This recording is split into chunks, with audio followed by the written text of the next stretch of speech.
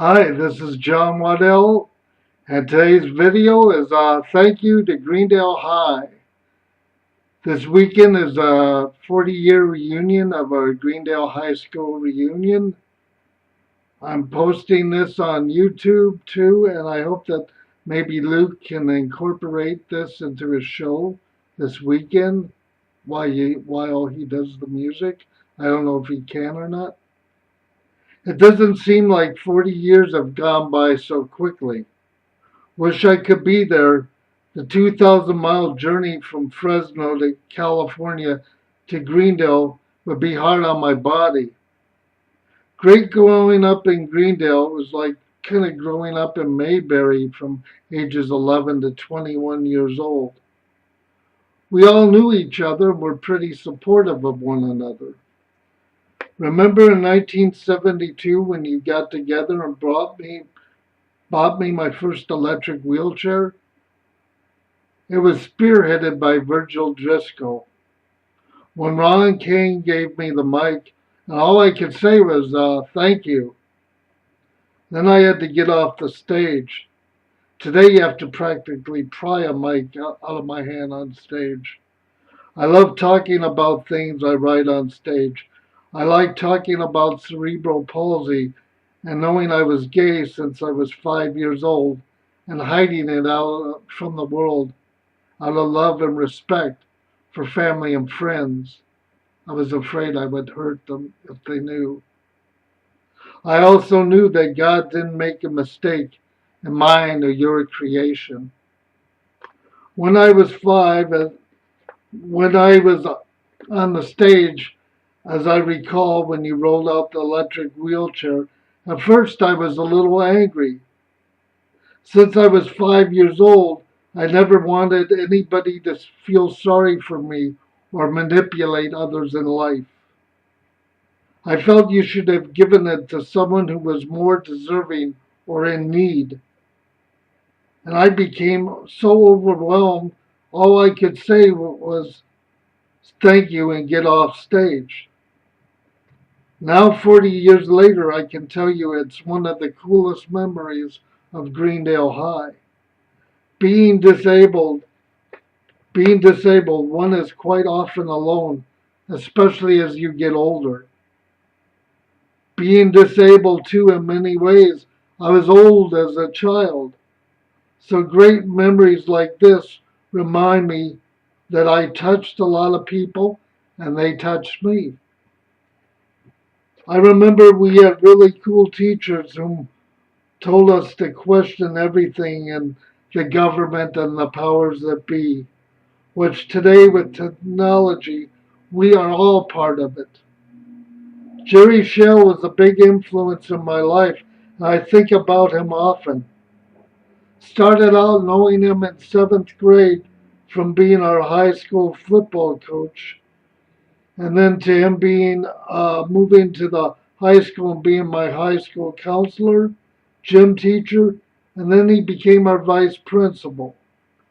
I remember he asked me once, John, there was a party last weekend and I heard some rumors. Well, I admitted there was a party and that I was smoking pot and it was better than drinking for me. I even talked to my doctor Ray Weissman about it, and he agreed if pot helped my body relax, it was okay, but not to go overboard with it. Big Jerry and I had some great conversations. I made one rule. If it was about me, it was okay for me to talk about something if I felt comfortable about it. I wasn't going to rat out my friends. And freedom means different things to different people. He has always been a great positive influence in my life. Even after high school, we stayed in touch. Jerry Hitchler was another cool teacher. Ron Kane, I wish I wasn't scared to talk on stage. Otherwise, I might have tried out for plays like my brother Mark. Virgil Driscoll was cool and a great art teacher, and she had a free spirit about her. Dale Kresge, I remember he was really nice to me, and he even passed me in biology when I shouldn't have passed it. Ron Barbian I would visit with often.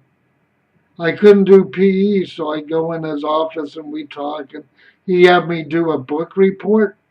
So a lot of times I would do a book report on sports, and I would get a book out of the library and read the cover and the back in a few pages and then write the report. Most of you know I have always been a music freak. The Toro family were like an extended family to me and still are. Parents John and Irene, sons Danny, Mark, and Johnny are all great musicians and went on to record records. I love those days of watching them practice and perform. The Eisner family and me working the lights for Bill's band. Will there ever be a reunion, Bill? Or is there still the creative differences between you and Jack Downey? Just joking. It worked between John and Paul, so I thought maybe it was a publicity thing. I'm just goofing. The Bozart family was always a big part of my life there, too. Bill Eisner and Andy Bozart, both a few years ago, helped me to get a minivan to where I can drive from my electric wheelchair. That's so great, makes my life so much easier. I see Steve Gorski is going to be at the reunion, and we keep in touch and we have kept in touch over the years. A lot of you, too many to mention, and this is getting too long. I like chatting with you on Facebook. If you want to check out my videos, type in John Waddell on YouTube. I still drive people up the wall and make people think, but I try to do it out of peace and love. I'll be thinking of you this weekend, and around 7 or 8 my time, I'm going to put on some music, think of Luke Eisner playing the jams, start doing some twisting and dancing around and thinking of all you guys. Have a great reunion and enjoy yourselves. It's really cool that you're celebrating life in this event. Have a good one. Bye for now.